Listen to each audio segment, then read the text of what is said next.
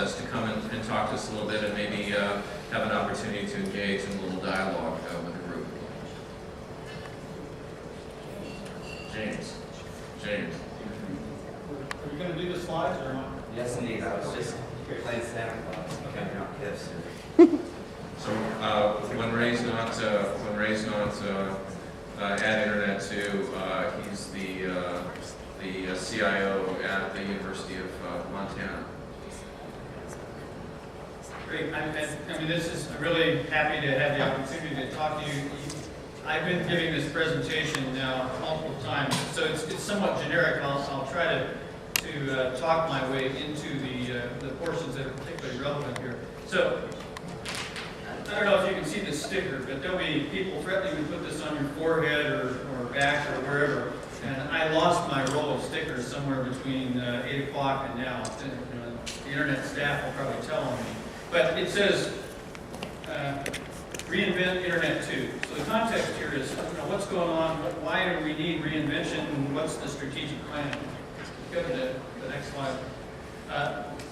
The next slide is really, I'm not bragging here, this is sort of how I got involved in Internet2. This slide was particularly there for another group.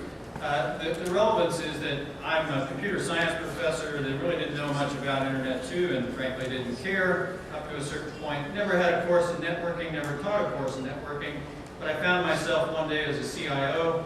I then got involved in the Northern Tier effort to try to address some of the bandwidth issues that I know are major concerns. And then the next thing I know, I'm the head of an advisory council, and the next thing I know, I'm the logistics chair for this strategic planning effort. Okay, so what's the context? Well, again, for those of you that don't know, Internet2 was founded in roughly 1996, based on a set of assumptions that frankly don't hold today. And the sense in which they don't hold is probably particularly relevant to this group. So the plan was 30 to 50 members, including mostly or perhaps exclusively research universities. It was going to be led by CIOs and university presidents. It was going to focus mostly on big science. And it had a footprint that was mostly little dots on the map connected by big pipes in between. And for those of you in the K20 community, you may look at that and say, where am I on there?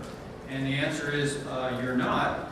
And that's one of the problems. It's not the only problem, but there are certainly numerous problems associated with that. It's not that the assumptions were wrong in 1996.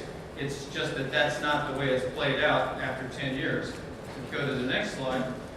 What we actually have in Internet2 is over 200 members, and that's just counting the direct members. For those of you that are connected by SEGP programs, you know that if you count all of the individual sites and institutions, it's way more than 200. It's not dominated in that sense by the research universities. It's dominated by a whole bunch of different interests, and again, including the K20 interests that were never really envisioned at the start. It's also not led primarily by presidents or even CIOs. There's a whole bunch of people with a whole bunch of interests, ranging from museums and libraries to big science to lots and lots of other things. The video commons is a good example of again, a use that must have been thought about, but really wasn't thoroughly embedded in the vision 10 years ago. So generally what we need to do is to think, okay, things are kind of going wrong, or maybe they're not going wrong, maybe it's just an evolution. It's time to start to think about what to do next. Okay, so about 18 months ago, the Internet2 board chartered sort of the beginnings of change. That beginnings of change started with the Governance and Nominations Committee. The Governance and Nominations Committee suggested a bunch of changes in the governance structure, and that sort of started the ball rolling to where we are today. The new advisory councils were commissioned. I was a member of an old advisory council. I sort of somehow ended up on one of the new advisory councils. One of the interesting aspects of the old advisory councils, there were several of them. The one I was on was the Network Policy and Planning Council. It had 15 members. They were all CIOs. So we may not have had a broad perspective, but we had a deep perspective. If somebody brought an issue before us, we were basically all CIOs, and all CIOs kind of think alike on certain issues. It was easy to get people fired up on things that we knew about and things that we didn't know about. It must not have been, something that this policy should have, or this council should have looked at. The Governance and Nominations Committee wanted to somehow look at the community it now serves with Internet2 and look at things a little bit differently. So what they did was they changed the new councils to what I've referred to as a cross-cutting membership. So the council that I chair has 3 CIOs and 3 researchers and 3 from industry and 3 from here and 3 from there. And the net result is that it's a little bit more difficult to get people on the same page. You have a topic before you, like in our case, middleware, and pretty much all CIOs have an opinion about middleware. Those opinions may differ, I should point out, and they may be radically different from the vision that a researcher has about middleware, but the CIOs would come to an opinion. The problem, if you will, that the new advisory councils faced about a year ago was, how do you get an opinion on anything? You have 15 people that mostly don't know each other from fairly diverse backgrounds. You also know that you're a little bit, perhaps, out of touch with the reality in the sense of the organization matching the original vision. So the question is, what are you going to do about it? These advisory councils would be great if you got them up to speed. How are you going to get up to speed? You also have this notion that you're not quite in touch with the original vision for the organization. So how are you going to make some effective change? And the answer is, the strategic planning. So when the new advisory councils met last October, we sort of talked and thought about this. We met again briefly at EDUCAUSE, and then we met again in Chicago in December. And we thought, for a whole range of reasons, on the one extreme, people were unhappy with Internet2, it wasn't serving them, they had lost touch with the members.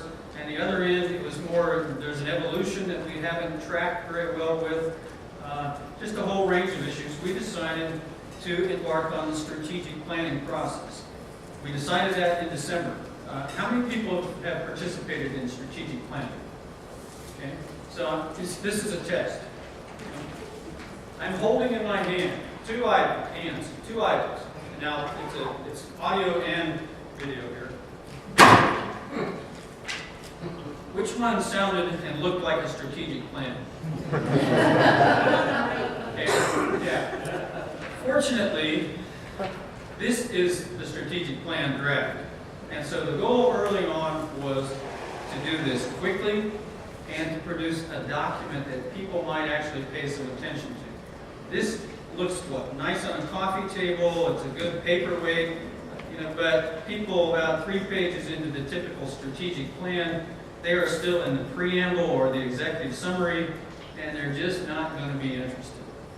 Plus, again, we wanted very much to be effective. So to be effective, that meant we had time to market as a key element. So what we did was, again, we committed to this. What we committed to was not only the production of one of these things, the little one, but also the process that would produce it and produce it rapidly. And so between December and this meeting, we've had a whole bunch of things happening in order to, again, illustrate the process and the commitment to the strategic plan. Okay. And I should add, at any point, if you want to ask questions or make comments, jump in at any point. Okay? So, next slide. Okay, so the process between basically January 1st and now has been a blitz of activity. So at a personal level, I have made my Northwest Silver Elite, and I'm almost to gold. Okay. The only meeting I missed, I think that's been held in the, certainly in the continent, well, the only meeting I missed was the Hawaii meeting. There was a joint text meeting. So I've been to Dallas and Detroit and Minneapolis, and somehow I didn't go to Hawaii. We got to work on this. But what we tried to do is to meet the community where they live.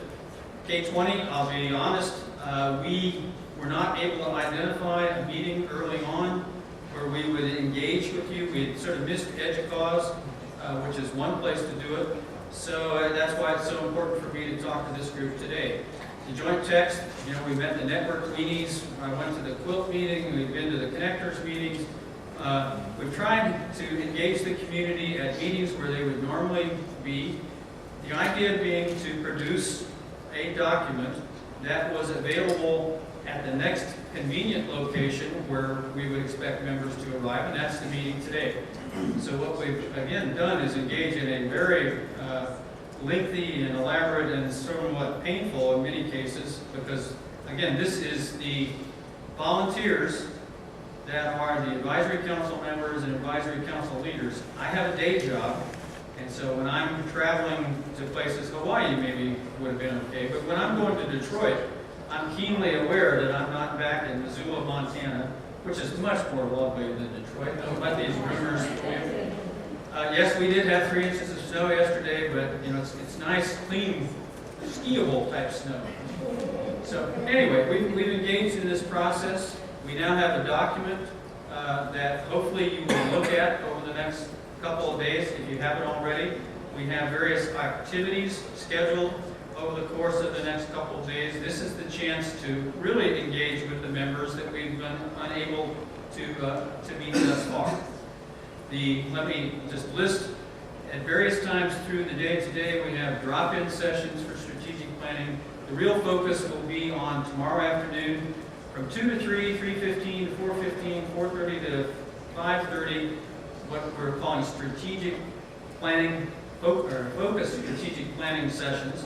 The idea of the focus is if K20 wants to speak sort of as a group with one mind, we encourage you to get a group of people to come into one of these sessions and engage us in discussion.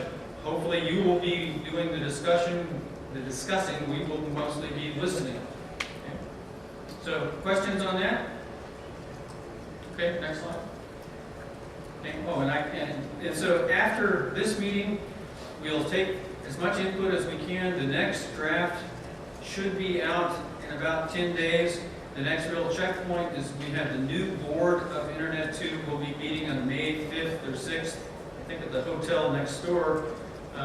Over the summer, we'll attempt to finalize the plan. I'll tell you a little bit more about how the strategic plan actually looks. But basically, the big question that people have been asking is, other than the process up to this point, it's what happens next? What's the impact of the strategic plan? It may be lighter than the typical strategic plan, but is it going to have any impact? And the answer is, well, we'll see. Internet2 operates on a calendar year budget, so that the notion of having a strategic plan prepared by midsummer means that whatever it says could have an impact on next year's calendar year budget. So between the summer and mid to late fall, the idea is that this should translate into projects and personnel and activities designed to chart the course for Internet2 beginning in January 2009. Okay? Again, for those of you that have been in sort of the universities or K-12s or museums, the idea of effecting change in 12 months is a daunting task. 12 years maybe in a university is not a bad plan. So we're trying to do this to demonstrate that we're serious about evolving in accord with sort of the changing factors around us and making a real impact. Okay, next slide. So what you see here is, this is basically the structure of the current graph. The first section is actually supposed to be an executive summary. It was noted to the authors that, it's really nice to know what's in the plan before you summarize it. So temporarily, it's not so much a summary as what we call a preamble that walks people a little bit through the process that led us here. Eventually, that will probably be replaced by a summary. There's a vision and mission. Again, for those of you involved in vision and mission, about how much time per word does the typical strategic planning group spend arguing about what should be in a mission and vision? Okay. And ours is no different. We've just kept the number of words smaller, so the amount of time spent there is smaller. But again, the goal for the plan itself is to get to the good stuff on the first page. And so the vision and mission is less than a half page total. There are 4 goals listed on the first page. Logically, the way the structure works is at the highest level you have goals, at the next level you have strategies, and at the next level you have actions. And so if you're doing something, you should know why you're doing it. It should be an action that's in support of a strategy, that strategy in the support of some goal, working backwards. And again, right now we have 4 goals. Are they perfect? Well, I don't know. We have gotten some commentary. I can't remember too many emails that have come in saying, oh, it's great, don't change a word. We have got emails that said, you know, it's not so great, change lots of words. But again, the idea is to get something that hopefully is close enough to meaningful so that we can engage folks like you, in a real substantive level at this meeting. Next slide. The goals are the first draft, I should observe, did not have goal number 1 as being about the network. We found that that was bad. Most people in a strategic plan should meet certain expectations. And if you think of Internet2 as a networking-focused organization, and the first goal doesn't say something about networks, you're sort of taken back and you just never recover. You just can't go on. So the goals are not necessarily in priority order, but we did attempt to arrange them in logical order to meet people's expectations. They expect to see a goal first about networking. The second goal is actually about tools and support for scholars and researchers. And for those of you, how many network weenies, how many people would claim to be network weenies? Yeah, maybe, and the people that their hands didn't get up very high. This group is not the group that would have a bunch of networking people. Having goal number 2, I don't think would be a surprise to you folks. That's not exactly what people expect in all of the forums of this type. So trying to find a logical order that gives people sort of what they expect to see is a challenge. There are some things that, frankly, some groups look at those and say, I'm not on there. You've really screwed up. Okay? That's what we need to hear from people. The strategies, there's 7 strategies. I didn't go into those at any length. There's 31 actions. Ultimately, the hope is that if you think something is missing, a good example is, where's economic development? How many people think they have an economic development mission? Okay, again, this is not a kind of group where every hand would go up. Okay? How many people think that they have an educational mission? And so you need to be able to track by goal, strategy, action, and see if we've got you there. And ideally, if you think you're really important, right, then you find a goal, maybe a couple of strategies, and then a whole bunch of actions. So that's what we're looking for, is feedback into whether we've addressed your issues. It's still not going to be as concrete as fund the Video Commons program. But you should find something in there in terms of actions about support for certain educational or research missions that something like the Video Commons would be consistent. Okay. Oh, yeah. So the next slide then is questions, comments. Mostly what I wanted to do is, again, walk you through the process, walk you through where we are on the document, and now take your questions.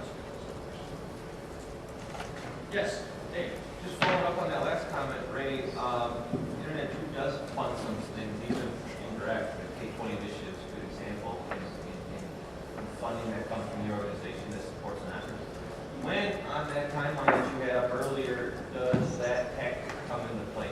That we should be paying attention to those things. You said you have a strategic plan, high level, and then you break it down into tactics. Let's take the Video Commons as an example. My understanding of how the Video Commons is funded, the person that spoke to us about the Video Commons, was he an Internet2 employee? I think not. So the issue you have is, and I think what you're pointing out is, if your strategy is to support education, or if your goal is to support education, your strategy is to support video or AV-based things, then you still have the question of, in terms of action, you do that as an organization, sub-organization within Internet2, you do it in collaboration with a university or a private entity. And so, I mean, in sort of talking about this, this is the kind of issue that we're trying to get at with these actions. Whether the actions are even going to be that specific, or the action could just say, figure out a way to support this. And then it's going to require subsequent dialogue with the community about whether they want that sort of supported in-house or in collaboration and funding. But the difficulty is each topic is a little bit different. You've got network infrastructure, you've got the video commons, you've got middleware, and a whole range of issues where the answer might not be the same. Other questions?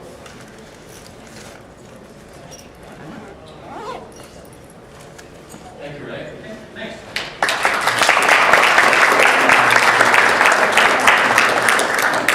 As Ray pointed out, there will be other opportunities at the meeting to engage in the strategic planning process.